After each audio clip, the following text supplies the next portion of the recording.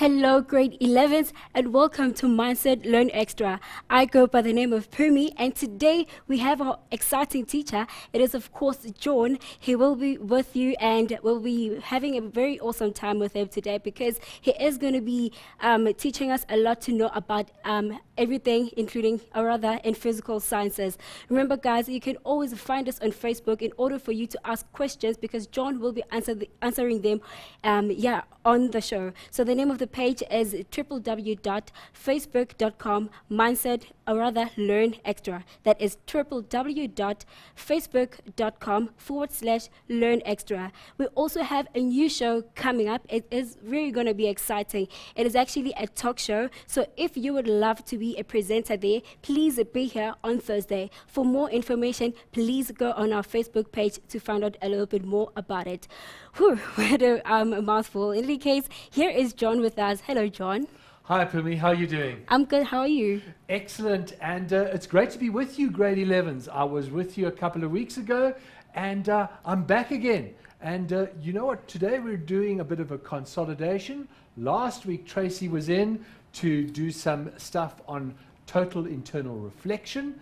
And today we're going to put together refraction, reflection, and do some calculations. So this is a really key session, all about problems that you could get in the exam. So grade 11s, get your pens out, make sure you download the notes. Do you have that website where they can download the notes? Oh, yes. You can go onto www.mindset.co.za and you'll get all of those notes in order for you to learn more. Excellent. So let's get going and let's get straight into it. As I mentioned, today the topic is refraction calculations, but we'll do a few more of those exam type questions. But let's just quickly do some revision. So what are the things that you must know? And it's really important that you know this. You've got to understand the concept of a refractive index. Every substance has a certain speed through which when light passes through it. So light passes through different substances at different speeds. The ratio between the speed of light in a vacuum and the speed of light through a substance is called the refractive index. We spell it out like this. So there we go. Refractive index, just highlight it for you so you've got it very clearly. The refractive index N of a material is the ratio of the speed c of light in a vacuum to the speed v of light in the material. So it's N is equal to the speed of light in the vacuum, which is equal to c. Remember that c is a constant. Nothing can go faster than the speed of light. Well, that's what we think at the moment. That constant is a value of 3 times 10 to the 8 meters per second. Let me write that down. So we're going to say that it's c, where c is equal to 3 times 10 to the 8 meters per second. And that we need to divide by v, the speed of light through the material. So let's have a look at some of the refractive indices of different materials. So if we start, and we'll try and interpret these. Look at this. The refractive index of air is 1,0. That's saying that the speed of light through air is very close to the speed of light through a vacuum. It is 3 times 10 to the 8 meters per second. Because if we take the speed of light in a vacuum and divide it by 3 times 10 to the 8 meters per second, we're going to get a value of 1. But notice what happens to these other things. Perspex is 1,5. Then ice is 1,3. Let's do the smaller ones first. Ice is 1,3. Notice this number is getting bigger. Then water at 20 degrees Celsius is 1,33. Ethanol is 1,36. The refractive indices are getting bigger. What does that mean when we look at the speed? If this number is getting bigger, n is getting bigger, this is a constant. What is it telling you about this speed? Hope you've got that. If this number is going up, This is staying the same. It's not changing. It's a constant. What's happening to the denominator? Well, the denominator must be getting smaller. It must be going slower. And that's exactly what's happening. In air, light is traveling as quickly as it can in a vacuum, as quickly as it can. As it gets into other medium and it travels through them, traveling through water, traveling through ice, traveling through ethanol, the speed of light in those substances slows down. So how slow can you go? Well, remember, the slowest that light will travel will mean that the index will be biggest. So if we look at this table, there we go. The speed of light through diamond is going to be the slowest. The refractive index is the biggest, but V is going to be slowest. Hope you've got that relationship. The bigger the refractive index, the slower the speed of light in that substance. Now, there's another thing that I need you to understand here. When the refractive index is big, and it gets bigger and bigger and bigger, then we say that it is optically dense. When the refractive index is small, close to 1, then we say this has a low optical density. So small refractive index, let's just make this clear. When the small n, then we can say low optical density. But when we have a large value of n, then we have a high optical density.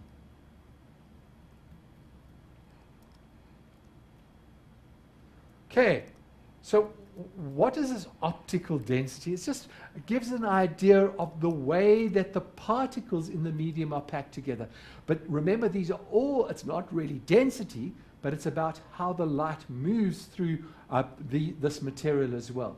So it's got to be a material that is transparent or translucent, allows light to travel through it to a certain extent. Materials that are opaque, that don't allow the light to travel through, they're not going to have an optical density. Light's not going to be able to travel through them. So remember those terms. We did go over them earlier in our previous sessions. So what's the next thing that we have to revise? The next important statement is Snell's law. Now, I know that we spent some time on this, and I want to just revise it. Snell's law of refraction. And there are two parts to it. The first part says when light travels from a material with a refractive index N1 into a material with refractive index N2, the refracted ray, the incident ray, and the normal to the interface between the materials all lie in the same plane. So what does that mean? It means if I've got an interface here, and this is air and this is another substance, and I shine a beam of light down onto this interface, then the refracted ray, the incident ray, the normal, and the refracted ray coming out below my hand, if that was the interface, you'd be able to put them on a sheet of paper. They lie in the same plane. The light beam comes in like this. It doesn't then suddenly skew off at an angle. It carries on in the direction that it was going. It bends towards or away from the normal. The normal, the incident ray, and the refracted ray all lie in the same plane. So we can draw them on a piece of paper. That's the important thing. Okay? Next part, and this is the one which we're going to use today, is it tells us the angle of refraction, theta r, is related to the angle of incidence, theta I, by this ratio. The refractive index of the first material times the sine of the angle of the incident ray. So first material is where the incident ray is coming from. So this is N1 here. This is the angle of incidence. Remember, it's with the angle of the normal. So that all makes sense. The N1 goes with that, and it's going to be equal to the sine of that angle. You can show that calculation, but it's not required why it is the sine of the angle. We're not going to do it tonight. You're just going to need to learn the equation. The second thing we're going to say is on the other side of the interface we have N2. Let me change the color of the pen so it makes it clearer. So we've got a second interface, a second material here, and the normal is still there. This is still the normal down there, and the angle of refraction will be this angle here, where that angle is theta r. Now, we're going to use this equation to either find the angle of refraction or to find a missing refractive index. Hope you can see that it's not that difficult. We're just substituting into an equation. Okay, so the focus of today is not doing a whole lot of experiments. We've just done the revision, but I think it's time for us to start doing a few questions. And I'd like to kick off with this particular one here. Question number 1, and it just takes us into a question about reflection. And it is important that we understand this. It says, a light beam strikes a plane mirror. That just means it's a flat mirror. It's not bent, curved, because then something else would happen. This is a flat mirror, a plane mirror. The light beam strikes it so that the angle of incidence is 30 degrees. What will be the angle? Now listen to me carefully here. We've got to check the angle of incidence is 30 degrees. What they're asking is, what is the angle between the mirror and the reflected ray? And you've got to show it on a diagram. So let's do that. Let's get it clear, and let's make sure that we've got it right. So I'm going to use this straight line as the shiny surface of the mirror. I'm then going to say to myself, okay, let's take another line, and I just want to change the color of it quickly and make it white so that we can see it a little bit better, and that's fine. Let's check it now, make sure that we've got a white beam going in like that. Okay, this beam is going to be called our incident ray.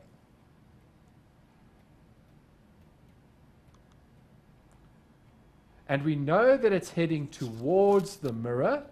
The yellow thing is the mirror. Light isn't going to go through it. Remember, a mirror is a shiny surface. It's going to reflect all the light. So the light comes in and it's reflected. Very good, you got that. It's not going to pass through the mirror. It's going to bounce off the mirror. We'll show you that in a minute. Next thing, we need to draw in our normal. Remember, the normal is the line that is at 90 degrees to the mirror's surface. And it is always drawn at 90 degrees, and it strikes at the point of incidence.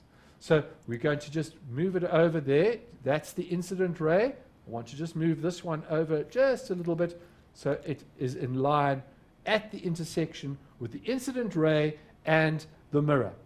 Now what happens? Well, the law of reflection says that the angle of incidence is equal to the angle of reflection. So if this angle is 30 degrees, this angle is 30 degrees, then where is the reflected ray going to go? Well, the reflected ray is going to start at this point here, and it's going to go at the same angle away from the mirror. Now, I'm not measuring this, I'm just doing it roughly, but what we need to recognize is that the angle of incidence is equal to the angle of reflection. This is the angle, theta r, for reflection. This is theta I for incidence. And for reflection, we know that theta incident is equal to theta r reflected. Now, does that explain the question? Is that what they're looking for? No, let's go back and read the question, because this is a trick question. Let's have a look. What does it say? It says, please find the angle between the mirror and the reflected ray. So here's the mirror, and here's the reflected ray. So that's the angle we're looking at. We're not looking at the angle of reflection. So what we've got to do is we've got to remember that the normal is an angle of 90 degrees. That's right angles. It's perpendicular to the surface. So this angle that we're looking for, the green one, I've indicated there, is going to be 90 minus theta r. So we're going to say theta is equal to 90 degrees minus theta r. So that's going to be 90 degrees minus 30 degrees. So the answer that we're looking for is 60 degrees, the angle between the mirror and the reflected ray. Okay, guys, that's been a very quick revision of reflection. Don't forget reflection. You could get asked on it. We're going to move on to ask questions about what happens when light falls on objects.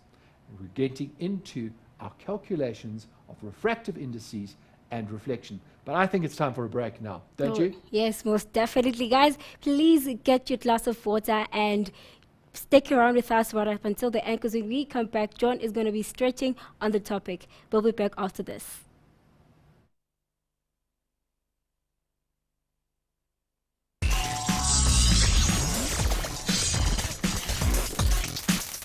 Welcome back from an ad break, grade 11s. You are still watching Mindset Learn Extra.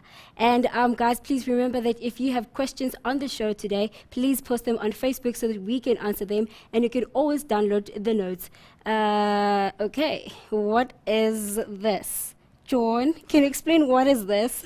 Sure, Pumi, sorry about that. Guys, I've got a little laser pointer, and I want to use it to show you what's going to happen. Now, a laser pointer emits a little red beam of light, and maybe you can see it flashing off my hand there. Okay?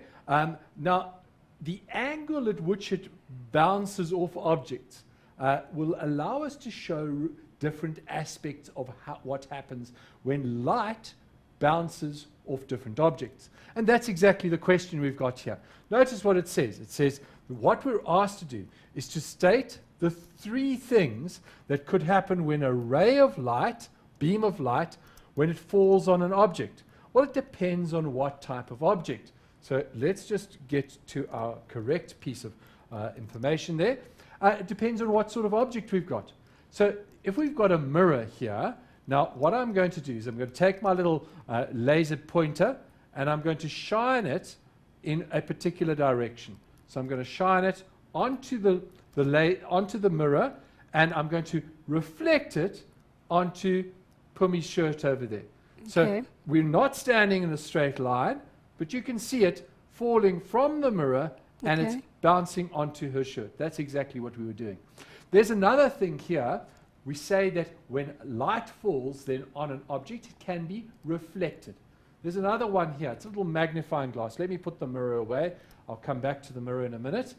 We take the magnifying glass and we put the light beam on it, then what we'll see is the light beam travels through and you'll see it reflecting onto or bouncing onto the top of the board here, onto the black section of the board. It's got a little bit smaller. I can even do that and make it go onto Pumi's shirt as well in a straight line this time. The light has traveled through the magnifying glass, through the lens, and you've been able to see the little red dot. This little pointer is producing some red light, which you can see on my shirt, on my hand over there. I don't want to point it into the camera, but they're fun to play with. Now, what's the third thing? So light can pass through, or it can undergo reflection. It was the first one when it fell onto the mirror. So it can undergo reflection, can be reflected. It can pass through an object. We say that when it does that and it passes through a material that's transparent or even slightly opaque, then it is undergoing refraction because it's changing its speed. It's slowing down. Or if it's going from a dense medium, optically dense medium, to a less optically dense medium, it will speeding up. So it can undergo refraction, it can be reflected, it can be refracted.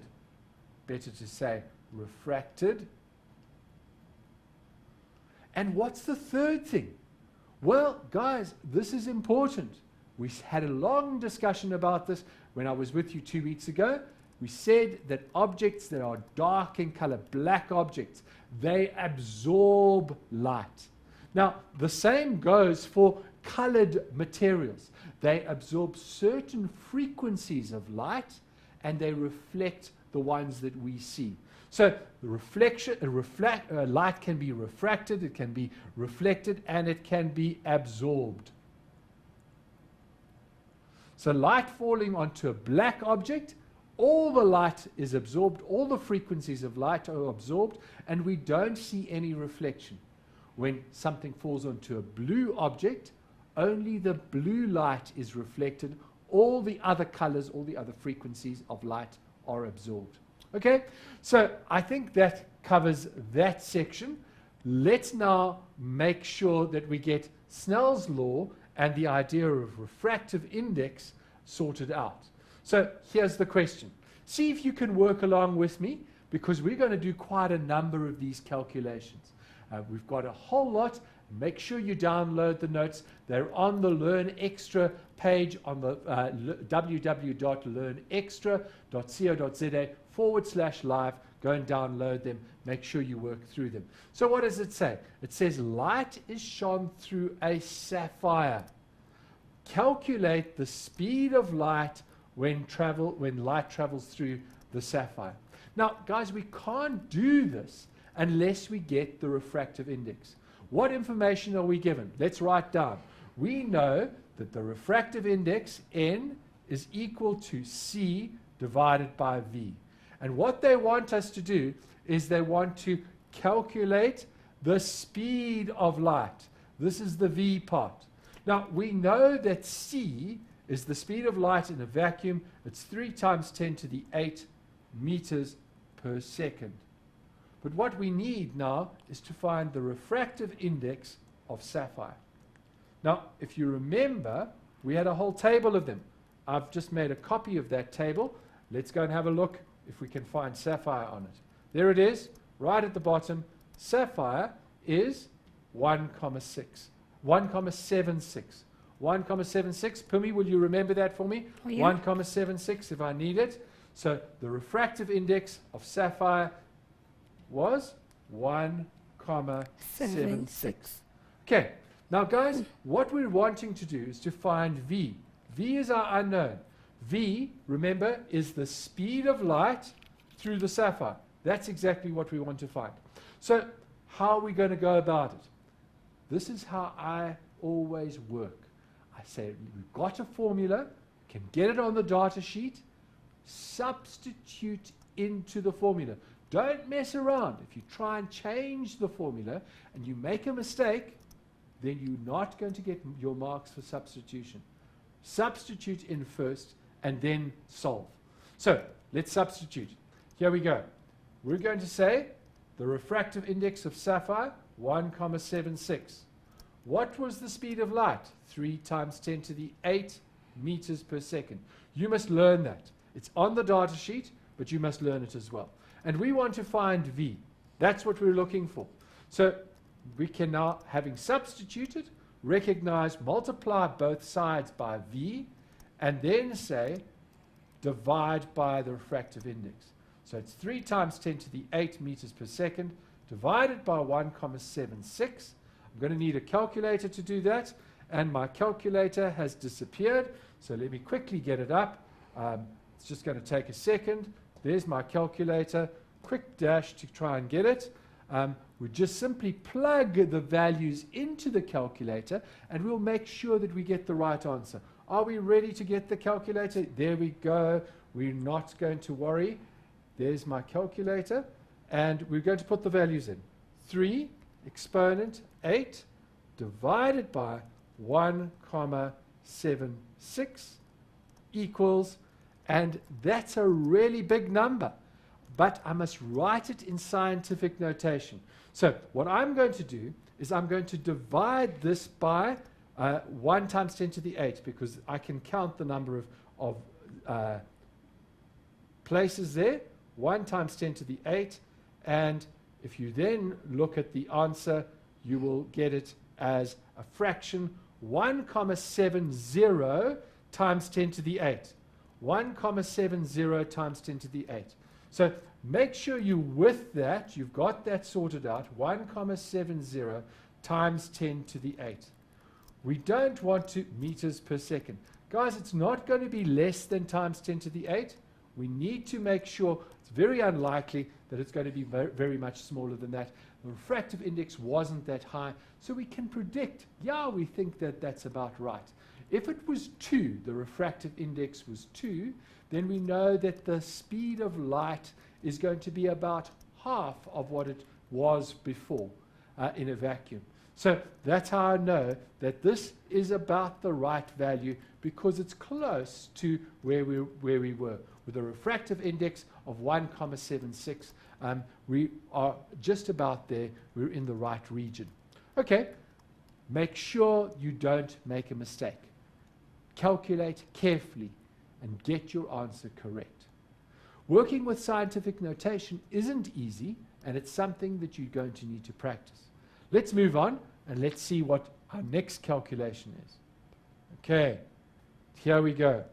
This one tells us something a little bit more. It says, when light moves from glass to diamond, will the speed increase, decrease, or stay the same? Give a reason for your answer by referring to the refractive index and the optical density of each medium. Okay, so guys, that's really important. We've got to take the data and look at them very carefully. So let's go to our table. We want the refractive index of glass and diamond. Where's our table of refractive indices? There they are. And I can see diamond over here. Diamond at a value of 2,42. And glass, where's glass? 1,52. So glass is 1,52 and diamond is 2,52. So let me write that down. 2,42 for diamond. So refractive index of diamond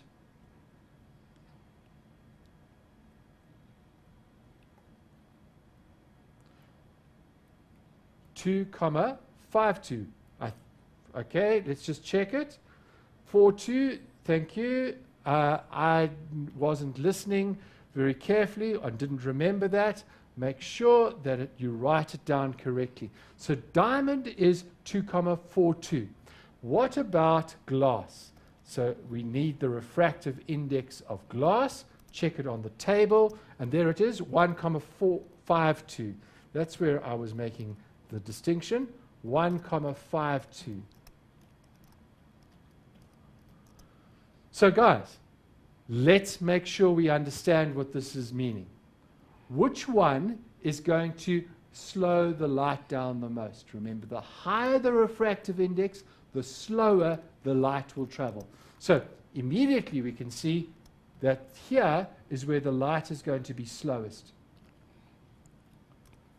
Slowest, and here it's going to be slightly faster. It's going to be faster, but slower than in a vacuum. So slower, this one is going to be fast, this one is going to be slowest. Got it? What do we have to do? It's moving from glass to diamond. So it's going from fast to slowest. What's happening? Is it increasing, decreasing, or staying the same? Now, I think we can definitely say that this is going to decrease. So the speed of light decreases.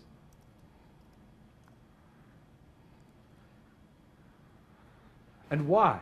Because it's moving from, because the optical density in glass is less than the optical density in diamond. Sorry, the refractive index. The refractive index of glass is less than the refractive index of diamond. And we can say that it is optically, because we have to do density, optically less dense to optically more dense. Diamond is more dense, more dense. Okay, got it?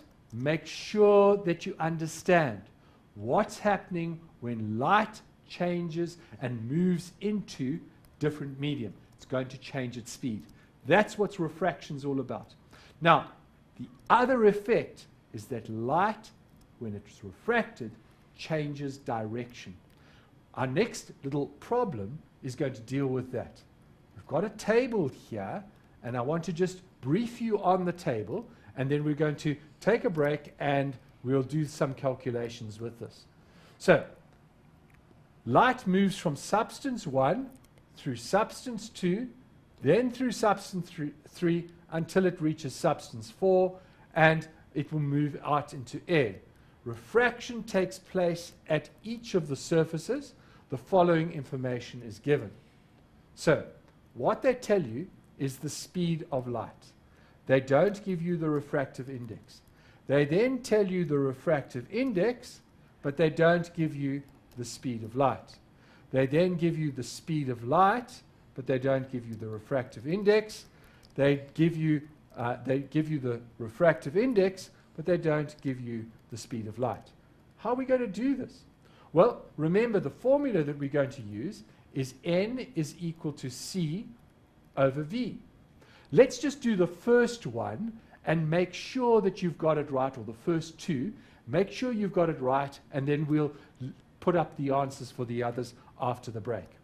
Give you a chance to check yourself as well. So, for number 1, very important that we get this right. Speed of light, 3 times 10 to the 8 meters per second, divided by the velocity. They've given it to you 2,5 times 10 to the 8, like that. Let's work out the refractive index. Go to our calculator. There we go. 3 exponent 8 divided by 2,5 exponent 8 is equal to 6 over 5, which if we push the calculator will give us 1,2. So the answer we're looking for, the refractive index here for substance 1, is 1,2. I'm going to fill it in over here, so we've got it. 1,2. Right, let's do the second part. We want to find, for part number 2, what is the velocity in the medium. What's the velocity in the medium? Again, we're going to use N is equal to C over V. And here we're going to substitute, and we're going to say, we know the N this time. We know the N. The N was 2,5. So we're going to put in 2,5. We're going to say C was 3 times 10 to the 8. And we're going to find V. We're going to say that V, therefore, V is equal to 3 times 10 to the 8 divided by 2,5. Now, let's do the calculator. Clear it. 3 exponent 8 divided by 2,5. And we're going to get a very big answer with lots of zeros. I'm going to check the number of places. I believe it's going to be times 10 to the 8. I divide by 1 exponent 8, and you're going to get that answer, 1,2. But remember, that's not 1,2. It's 1,2 times 10 to the 8 equals 1,2 times 10 to the 8 meters per second, like that.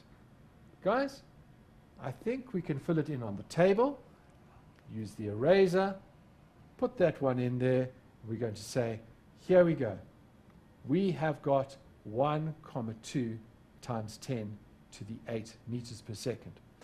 What do you think the values of the next two are going to be? Have a careful look at them. Can you predict what's going to happen? Well, look at this. The speed here is getting less. The speed is getting less. What do you think is going to happen to the refractive index? Is the refractive index going to be more, or is it going to be less? What's going to happen if I go to a refractive index of 1,8? Is the speed going to increase or decrease? Look at it carefully, and we're going to do those calculations and fill them answers in with our predictions as soon as we get back from the break. Is that okay, Pumi? Yes, it's definitely okay. Guys, please do remember that you can also be a future star. So all what you have to do is just to enter the competition. But right now, let's take a break. We'll see you after this.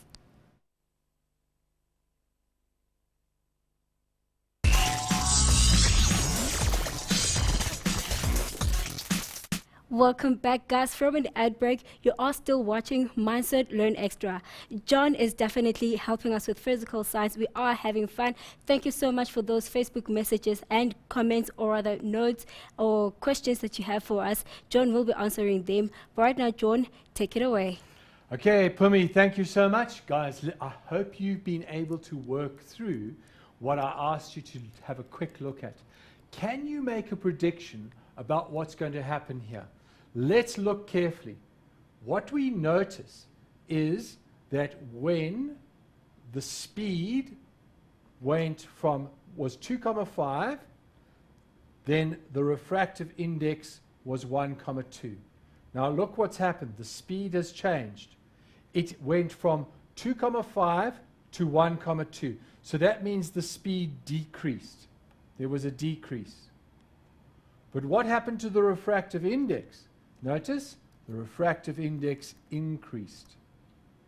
So what's going to happen when we go from 1,2 to 1,1? Notice this is also a decrease. So the trend, we'll expect that the refractive index here is going to be bigger. It's going to increase. We'll check that in a minute. We want to now check what's going to happen if we go from a big one to a small one. So if we go from a big to a small, then I guess that's a decrease of refractive index. Okay? And it means that the speed here must increase. They are inversely proportional. As this one goes down, this one is going up. When the speed goes down, goes up, then the refractive index goes down. That's going to be really important. So we're going to expect here a bigger answer, bigger than 1,1, and here we're going to expect a bigger one. Let's go and check it out. I've already, in the break, just did the calculation for us, and we'll work through it. So we said there was the 1,1, we substituted it in, and look what we got. A refractive index of 2,73. Refractive index 2,73. And notice our prediction is absolutely right. We said it's going to be bigger. So it's 2,73, which is true. It's bigger than 2,5. Now, what do we expect with the speed? Let's see what's happened to the speed. Is it going to be bigger than 1,1 or not? Well, there's the calculation, and there it is. 1,76. Notice I wrote down the formula, substituted the refractive index, substituted the speed of light, solved for V, and I get it as 1,76 times 10 to the 8 meters per second. So I'm going to put that in here, 1,76 times 10 to the 8 meters per second. Got it. Now, fortunately, this isn't the last part of this question. We have to use this table of information to decide what's going to happen when the beam of light travels through this different material. Let's have a look at the second part. This is the interesting part to refraction. Change of speed, but then there's also the change of direction. So here's the incident ray. This is the incident ray. And all that we've got to recognize is the refractive indexes. This was substance 1, the one that we've just worked out. That's substance 2, that's substance 3, that's substance 4, and I've just put in an extra one to say air. Now, guys, the first thing I'm going to do is I'm going to draw in the normal. And I'm just going to draw the normal in freehand and draw it in like that. And say to myself, right, what's going to happen if I have a refractive index of 1,2 and I've now got a refractive index of 2,5? What's happening to the speed? It's very important that you understand this. The refractive index was 1,2, which is close to 1. It's close to the air. It's probably water, or it's one of those liquids where the light is traveling through. Now we've got a refractive index of 2,5. That's something high optical density. Need to recognize that when the refractive index is increasing, what's happening to the speed? I'm going to put the speed in green. What happens to the speed? The speed goes from here to here. It will decrease. Now, in terms of Snell's law, what we know is that there's the relationship of the angle. We could calculate the angle. But what you need to recognize is that this yellow beam of light that we have over here is not going to carry on in that direction. It's going to change direction. It's not going to carry on. It's going to bend towards the normal. It's slowing down, and so it will move towards the normal. And we draw the actual beam in, not in that position where I had it, but I'm going to just move it and draw it so that it's a smaller angle. It decreases in size, and it moves towards the normal. So as it gets slower, it moves closer to the normal. I want to just add that as a writing over here so you remember. It moves towards the normal. Bends towards the normal. Okay, let's put another normal in over here, where the interface is now between substance 2 and substance 3. What's the trend? We recognize that the refractive indices are increasing. What does that mean? It means the speed of light, it's decreasing, it's slowing down. So from here to here, it decreases, it slows down. And if it slows down, which way does it bend? Well, you've got it. It will do the same as what it did before. It gets even smaller. The angle of refraction is even smaller. It will bend closer to the normal. Now, my beams aren't really very clearly aligned. Let me align them so that we've got it something like that, and that's better. Right, now what's going to happen? It's moving from 2,73 to 1,8 as a refractive index. This means it's decreasing. It's getting smaller. It decreases. So what happens to the speed? You got it. It's going to speed up. And if it speeds up, let's draw in our normal. In which direction does it bend? That's not a very clear normal as a dotted line. Let me just draw the dotted line a little bit closer to where it should be. Let's move it a little bit closer. That's good enough, I think. No, I'm picking the wrong one. So let's just try again. There we go. Move it in. Okay, I'm going to leave it. Move that way. Which way is it going to bend? It's not going, because it's speeding up, it's going to change direction. It's not going to bend towards the normal. It's going to bend away from the normal. It's going to get bigger. The angle of refraction is going to be bigger than the angle of incidence. So let's draw that in. So here we go. We're going to draw it in, and we're going to say it's going to get bigger. And now the last one. If we move from substance 4 to air, what's going to happen? Substance 4 to air, well, the refractive index of air is 1,0. So I hope you can see that that's also a decrease in refractive index, but it means that it's a huge increase in speed. And so, again, which way is it going to bend? It's going to bend away from the normal, and we'll draw it like this. Now, if you're drawing it in your books, then you would be able to use a protractor. You'd actually be able to measure the angle of incidences, and we'd use Snell's law to do that. I'm just illustrating it and showing you that this refractive index, it's not going to carry on in the same direction. This line doesn't carry on like that, doesn't bend towards the normal, it bends away from the normal, so that the angle of refraction here gets bigger. Notice there the angle of refraction got bigger, where in the first two, the angle of refraction got smaller than the angle of incidence.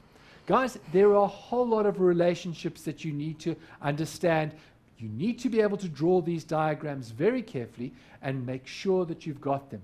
We're going to do one last problem now, or situation, where we're going to use Snell's law.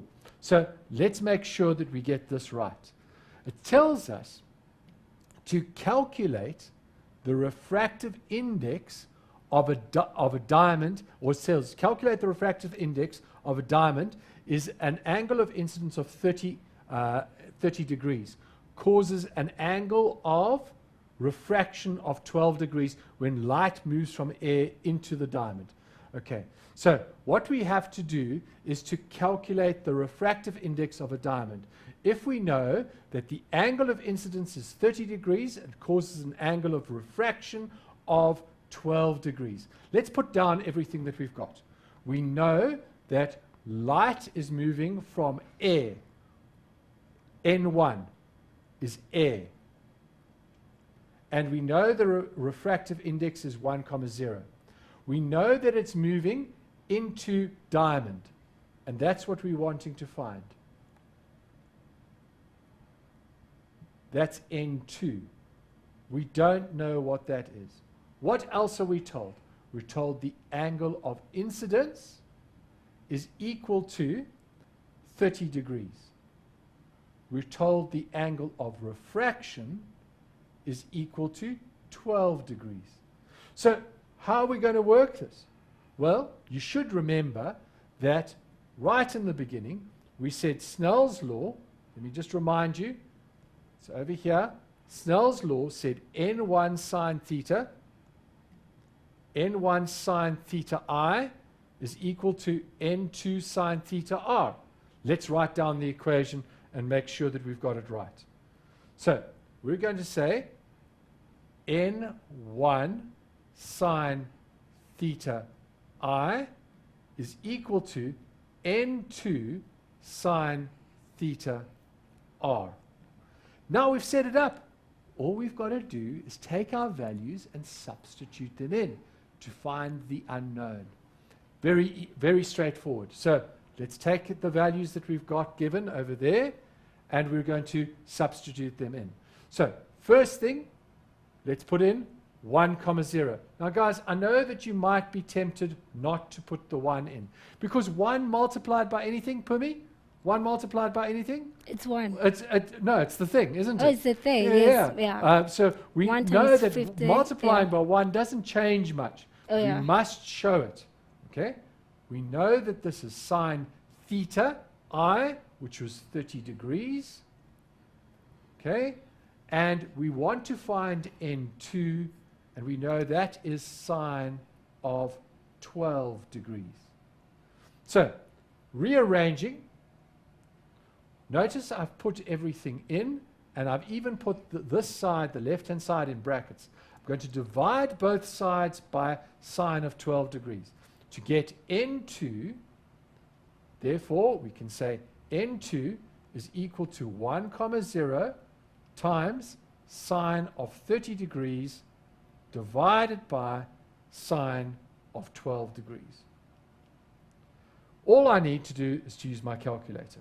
So let's get it clear, and we're going to say, first of all, let's take sine of 30 degrees.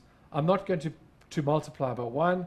I'm going to say sine of 30 degrees divided by the sine of 12 degrees.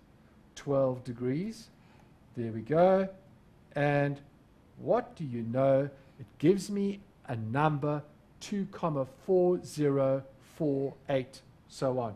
So what am I going to say? 2,40 equals 2,40. That's the refractive index of this diamond. Okay? So what we need to recognize, maybe it's not the refractive index. If you remember when we looked at the table, we had 2,42 as our refractive index over here. but different diamonds could have slightly different refractive indices. So the calculated value we've got as 2,40. Remember, could also be that we've made a slight calculation error because of measuring the angle. The angle might have been 30,01 or 12,02, something like that. Small error why it's not 2,40. Guys, been great being with you. Pumi, thank you so much. Thank you so much, John. All right, okay, guys, thank you so much for watching the show today. John has been really helpful today with the show, and I hope that he's helped you so much as well. In any case, guys, thank you so much for watching. This has been Mindset Learn Extra. Bye-bye.